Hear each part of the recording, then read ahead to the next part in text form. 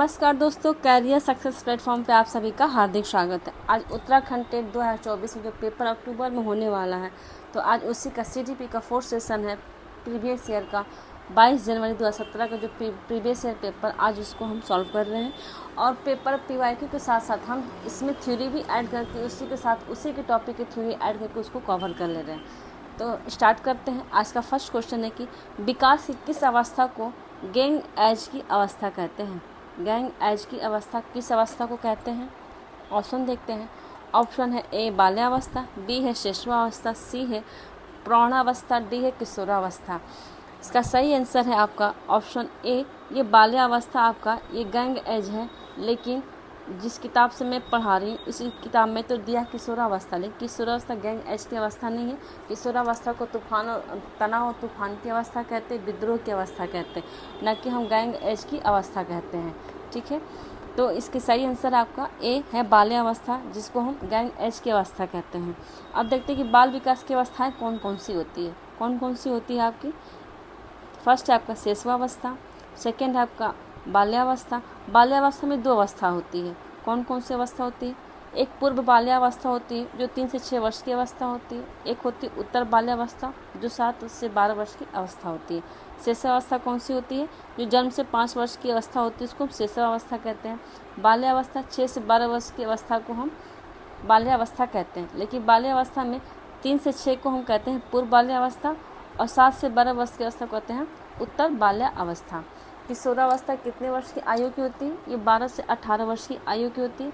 और वयस्का जिसको हम प्रौढ़ावस्था भी कहते हैं, इसको वयस्का के साथ साथ इसको प्रौढ़ावस्था भी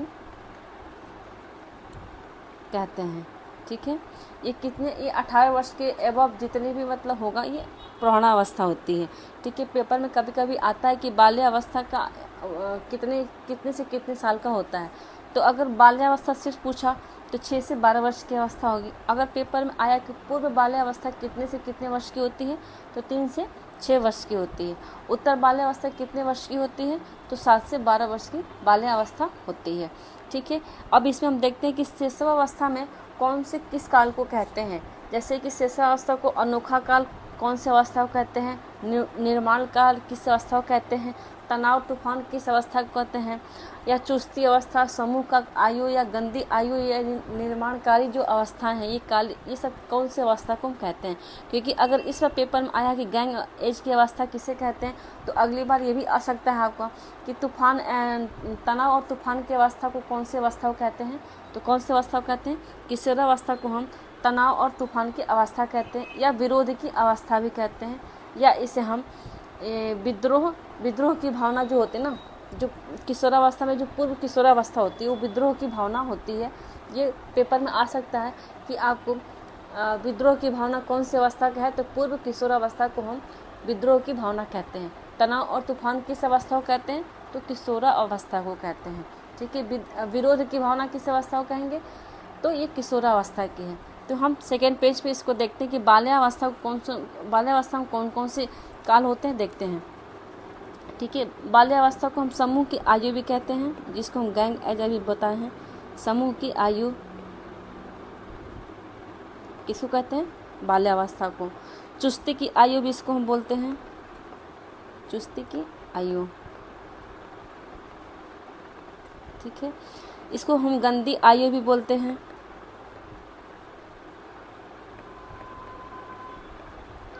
इसको हम निर्माणकारी आयु भी कहते हैं। इसमें बच्चा नया नया काम करके उसका निर्माण करता है, इसको निर्माणी कार्य कहते हैं। ठीक है, इसमें कहते हैं, या इसको अनोखा काल भी कहते हैं। क्या कहते हैं? इसको अनोखा काल भी कहते हैं। पेपर में ये आया हुआ क्वेश्चन है, और हो सके इस बार गैंग एज आया है तो इस बार हो सकता है कि ये भी आ सकता है कि अनोखा काल किस अवस्था को कहते हैं, तो हम बाल्यावस्था को अनोखा काल कहते हैं। ये इम्पॉर्टेंट है कि अनोखा काल किसे कहते हैं, तो किसे कहेंगे हम? अनोखा काल हम कहेंगे आपको बाल्यावस्था को अनोखा काल कहते हैं। ठीक है, ये पेपर में आ चुका है और ये आने की पूरी संभावना कि अनोखा काल कौन से इसको कह देंगे, तो हम बाल्यावस्था को कहते हैं।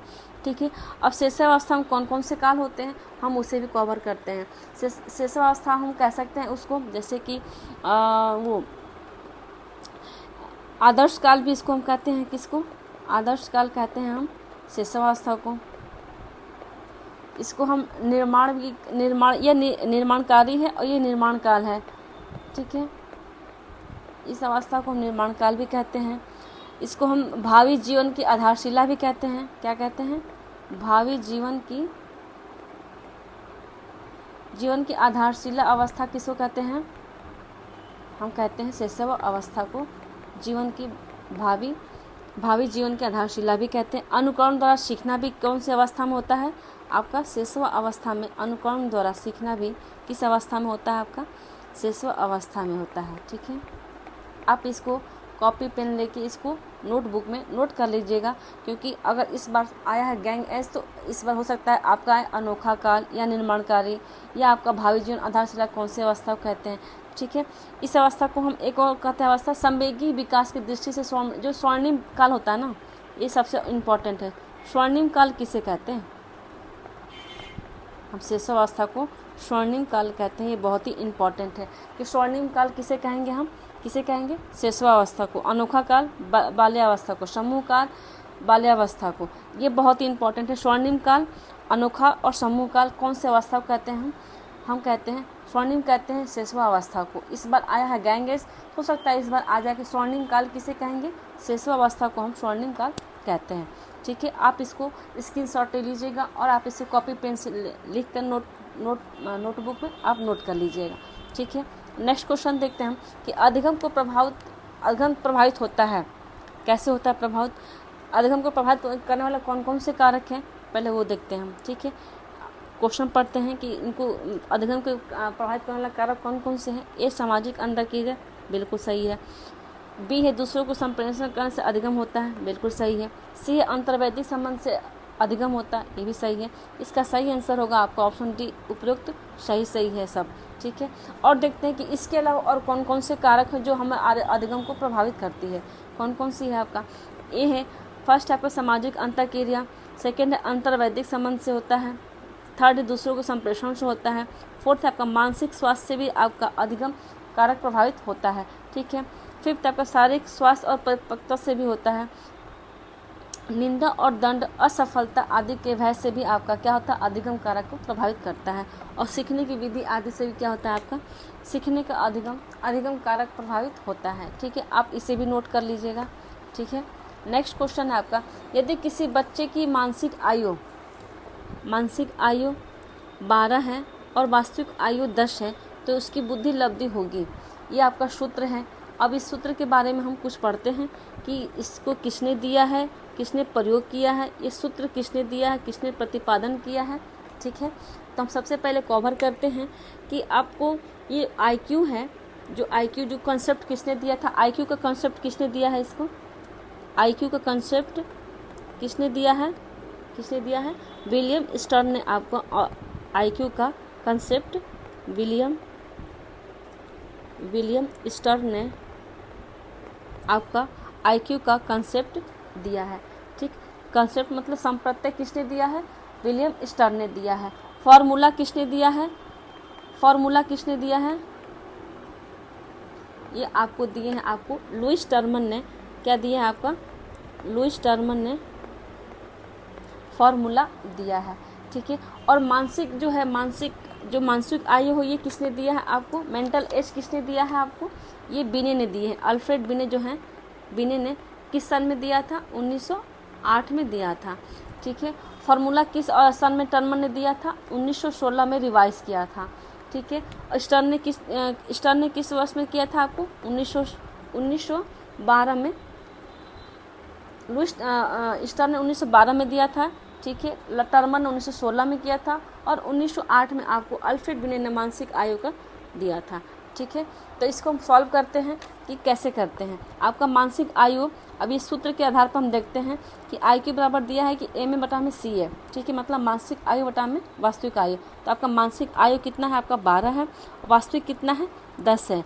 अब सूत्र के अनुसार हम इसको मल्टीप्लाई कर देंगे, ये कट हो गया तो आपका हो जाएगा 12 × 10 = आपका 120 आपका आंसर हो जाएगा। इसका सही आंसर होगा आपका ऑप्शन ए। आपका कौन सा सही आंसर है? आपका 120, ठीक है। अब ये पेपर में हर साल पेपर में आया है और इस बार भी आएगा, इसीलिए अगर इस बार दिया है, सूत्र दिया है, आपको निकालने का दिया है, ये पूछ सकता है कि IQ का कंसेप्ट या समप्रत्यय किसने दिया है, तो विलियम स्टर ने समप्रत्यय दिया।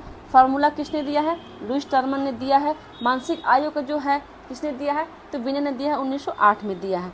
ठीक है, अब हम नेक्स्ट क्वेश्चन देखते हैं कौन सा है। ये अभिकथन है, देखते हैं इसको भी। अभिकथन ए, गरीब घर की लड़कियां ज़्यादातर विद्यालय त्याग देती हैं। कारण आर है, लड़कियां घर पर अपने छोटे भाई बहनों की देखभाल करती है। देखते हैं क्या है।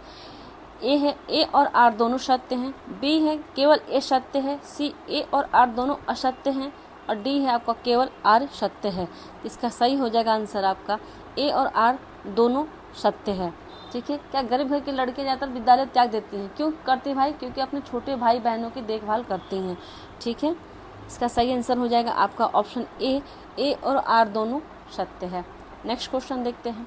मौखिक परीक्षा का उद्देश्य क्या है? मौखिक परीक्षा का उद्देश्य क्या है? ए है विद्यार्थियों की कठिनाइयों की पहचान करना। बी है भाषा के धारा प्रवाह एवं लचीले प्रयोग की जाँच करना। सी है विद्यार्थियों की भाषाई कौशल को प्रयुक्त करने की क्षमता की जाँच करना। डी है आपका उपयुक्त सही। इसका सही आंसर होगा आपका ऑप्शन डी। ये क्या है आपका पूरा सही है। नेक्स्ट क्वेश्चन है आपका, कक्षा 3 की विद्यार्थियों के लिए निम्न में से कौन सा शिक्षण का सबसे अच्छा माध्यम होगा? कौन सा होगा? ए व्याख्यान विधि, बी है समूह वार्तालाप, सी है सृजनात्मक क्रियाकलाप, डी है प्रयोग विधि। इसका सही आंसर हो जाएगा ऑप्शन आपका हो जाएगा सी, ये सृजनात्मक क्या क्रियाकलाप है।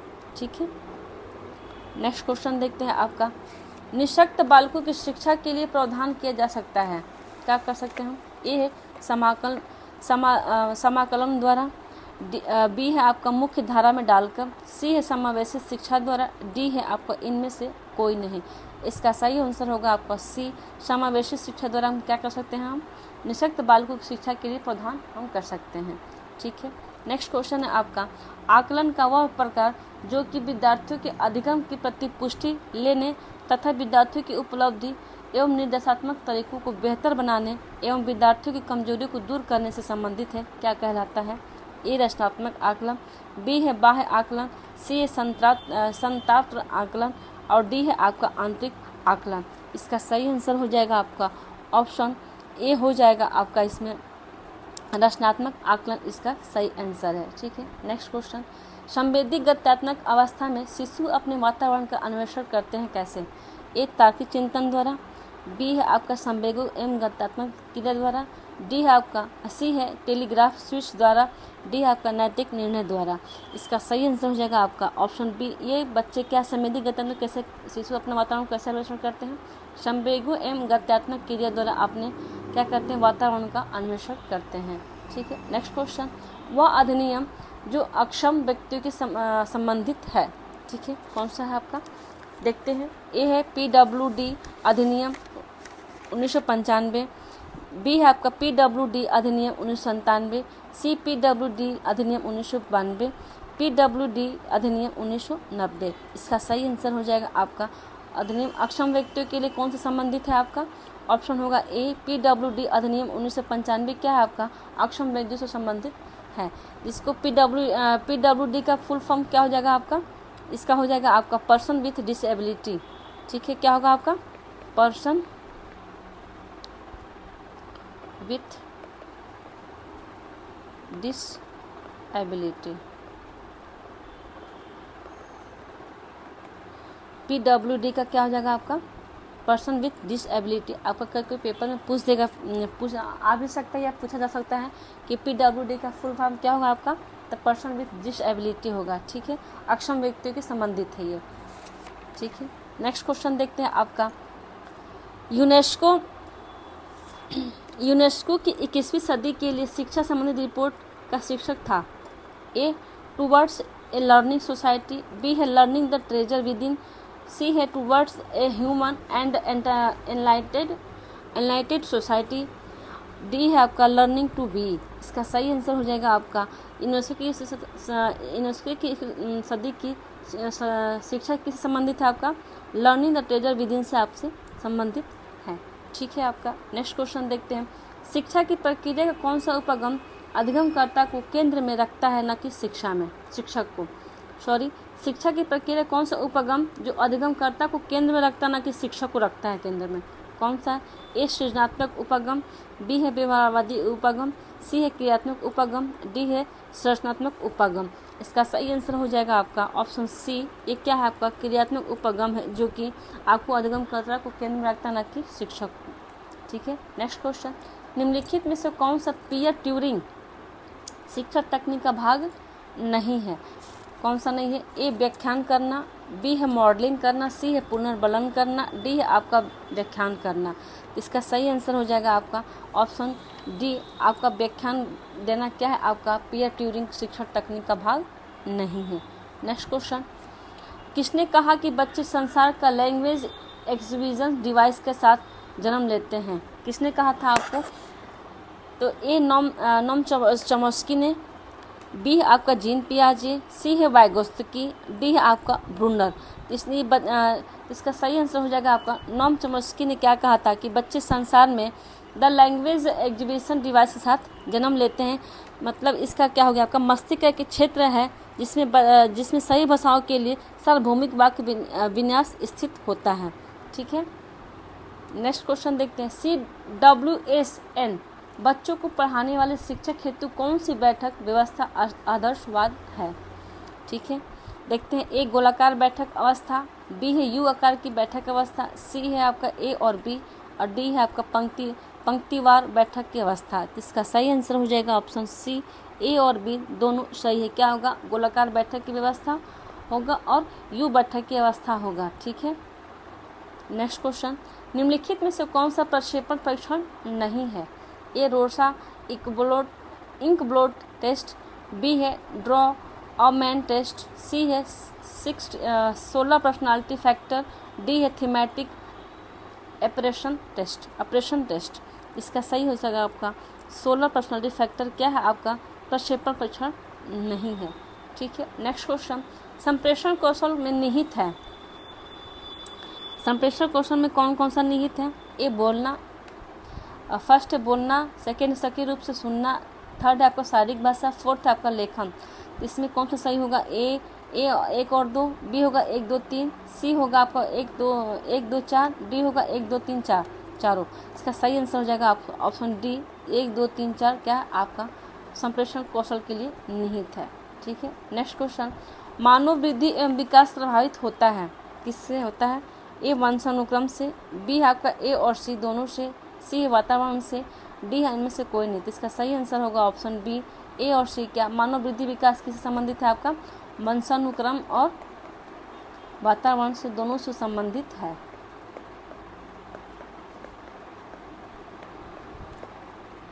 ठीक है, नेक्स्ट क्वेश्चन है, CWSN के लिए मुख्य शिक्षण तकनीक है। ए सहयोगात्मक अधिगम, बी है साथी समूह शिक्षण, सी है ए और बी, डी है समस्या समाधान अभिवृद्धि। इसका सही आंसर हो जाएगा आपका ऑप्शन सी ए और बी। क्या है आपका? CWSN के लिए शिक्षण तकनीक है सहयोगात्मक अधिगम और साथी समूह का शिक्षण। नेक्स्ट क्वेश्चन है, अभिप्रेरणा का परिणाम है। ए लक्ष्य केंद्रित व्यवहार, बी है अनिर्देशित व्यवहार, सी है उत्तेजनापूर्ण व्यवहार, डी है समस्या समाधान अभिवृद्धि। तो इसका सही आंसर हो जाएगा आपका ऑप्शन ए। क्या है? लक्ष्य केंद्रित व्यवहार क्या है आपका? अधिगम।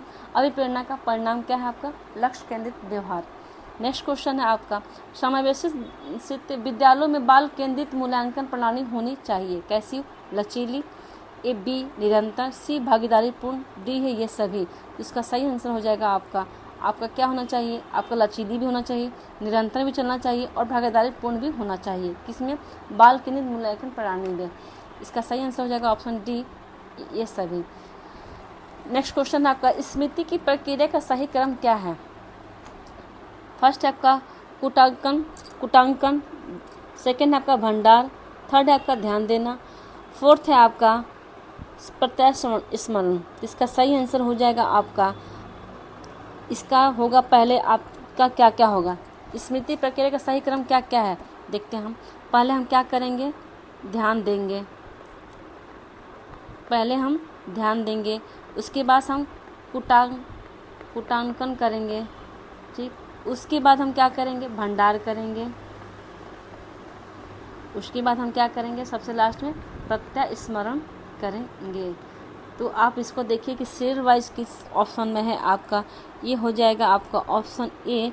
पहले हम क्या करेंगे, पहले हम ध्यान देंगे, फिर इसको हम कुटांकन करेंगे, फिर हम भंडार करेंगे और लास्ट में क्या करेंगे, प्रत्यक्ष मान करेंगे। तो इसका सही आंसर हो जाएगा आपका ऑप्शन ए। नेक्स्ट क्वेश्चन है, ऐसे व्यक्ति जिनकी उच्च स्तरीय उपलब्धि होती है और ये जब बहुत कठिन कार्य का सामना करते हैं तो बहुत जल्दी उस कार्य को छोड़ देते हैं। अब देखते हैं ऑप्शन क्या है। ए, आसानी से थक जाते हैं। बी है उनमें निरंतर प्रयत्न करने की क्षमता कम होती है। सी है उनमें उच्च स्तर की चिंता होती है। डी है उनमें उच्च श्रेणी की कार्य कुशलता की आवश्यकता होती है। तो इसका सही आंसर हो जाएगा आपका क्या, उनमें उच्च श्रेणी की कार्य कुशलता की आवश्यकता होती है। ऐसे व्यक्ति जिनकी उच्च श्रेणी बुद्धि उपलब्धि तो होती है, ये जब बहुत कठिन कार्य का सामना करना होता है तो बहुत जल्दी वो क्या करते हैं, कार्य को छोड़ देते हैं। इसका क्या होगा, उनमें उच्च श्रेणी की कार्य कुशलता की आवश्यकता होती है। नेक्स्ट क्वेश्चन देखते हैं, पाठ्यचर्या डैश पक्षों में बांटकर निर्धारण किया जाना चाहिए। तो इसका सही ऑप्शन देखते हैं आपका। ए है संज्ञानात्मक, बी है भावात्मक, सी है मनोगत्यात्मक, डी है ये सभी। इसका सही आंसर क्या होगा आपका ऑप्शन डी। पाठ्यचर्या के लिए पक्षों में कौन सा निर्धारण होगा आपका, संज्ञानात्मक भी होगा आपका भावात्मक भी होगा, मनोगत्यात्मक भी होगा। ठीक है, नेक्स्ट क्वेश्चन देखते हैं आपका, निम्नलिखित में से किस अवस्था को शिशु आत्म केंद्रित होता है। ए शैशवावस्था, बी पूर्व बाल्यावस्था, सी किशोरावस्था, डी प्रौढ़ावस्था। इसका सही आंसर हो जाएगा आपका ऑप्शन ए। शैशवावस्था में क्या होता है, शिशु आत्म केंद्रित होता है। ठीक है, नेक्स्ट क्वेश्चन, मनोवैज्ञानिक द्वारा यह सुझाया गया कि प्रतिभाशीलता शिक्षा के दृष्टिकोण से निम्नलिखित में से किस संसर्ग पर निर्भर करती है। ए उच्च क्षमता, उच्च सृजनात्मक और उच्च प्रतिबद्धता। बी है आपका सामान्य क्षमता, उच्च सृजनात्मक, उच्च प्रतिबद्धता। सी आपका उच्च क्षमता, उच्च सृजनात्मकता और सामान्य प्रतिबद्धता। डी है उत्तर से कोई नहीं। इसका सही आंसर हो जाएगा आपका ऑप्शन ए। ये क्या है आपका, उच्च क्षमता भी है, उच्च सृजनात्मकता भी है और उच्च प्रतिबद्धता भी है। ठीक है, नेक्स्ट क्वेश्चन, संवेदनात्मक रूप से बुद्धिमान व्यक्ति की निम्नलिखित में से कौन सी मुख्य विशेषता है, कौन सी है आपका ऑप्शन देखते हैं हम। ऑप्शन है पहले आपका ऑप्शन देखते हैं ए में, फर्स्ट में क्या है, अपने संवेगों और भावनाओं के प्रति संवेदनशील होना एवं प्रत्यक्षीकरण होना कर पाना। बी है आपका अपने संवेगों को नियंत्रित एवं नियमित रख पाना। थर्ड है आपका अपने संवेगों की तीव्रता को समझ पाना। इसका सही आंसर क्या होगा आपका, देखते हैं हम। आपका ऑप्शन होगा इसका ऑप्शन हो जाएगा इसका ऑप्शन ए। केवल क्या है आपका, इसमें ए सही है, इसमें नहीं। इसका ऑप्शन हो जाएगा ऑप्शन डी इसका होगा आपका पहला सही उपरोक्त, इसका आपका सही आंसर हो जाएगा। ठीक है आपका, क्योंकि संवेगों के बुद्धिमान व्यक्ति की निम्नलिखित में से कौन सा मुख्य विशेषता, अपने संवेगों को भावनाओं के प्रति संवेदनशील भी होना चाहिए और नियंत्रित भी नियमित होना चाहिए और संवेगों को तीव्रता को समझ पाना भी क्या आपका और उपयुक्त सही भी होगा। ठीक है, नेक्स्ट क्वेश्चन, मास्लो का सिद्धांत डैश पर आधारित है, किस पे आधारित है। ए भावनाओं पर, बी है आपका आवश्यकताओं पर, सी इच्छाओं पर, डी है कार्यों पर। तो इसका सही आंसर होगा आपका ऑप्शन बी। ये क्या है, मास्लो का सिद्धांत किस पर आधारित है, आवश्यकताओं पर आधारित है। ठीक है, नेक्स्ट क्वेश्चन, किस अहम रक्षा युक्ति के अंतर्गत व्यक्ति अपने स्वयं के गुण पर दूसरों पर थोपते हैं। ए प्रक्षेपण, बी है दमन, सी है युक्तिकरण, डी है अस्वीकरण। इसका सही आंसर हो जाएगा आपका प्रक्षेपण। इसका क्या होगा आपका ऑप्शन ए सही आंसर है। अहम रक्षा युक्ति अंतर्गत व्यक्ति अपने स्वयं को गुण को दूसरे थोपते हैं, किसके कारण, प्रक्षेपण के कारण। ठीक है, नेक्स्ट क्वेश्चन है, शिक्षण के दौरान बच्चे के कक्ष व्यवहार के अध्ययन हेतु कौन सी विधि सर्वाधिक उपयुक्त है। ए अवलोकन, बी साक्षात्कार, सी है आपका केस स्टडी, डी है आपका प्रश्नावली। तो इसका सही आंसर हो जाएगा आपका अवलोकन। क्या है आपका, बच्चे के कक्ष व्यवहार के अध्ययन हेतु विधि सर्वाधिक उपयुक्त है। ठीक है, अगर आपको वीडियो अच्छी लगी हो तो like and subscribe and share जरूर करें। Thank you.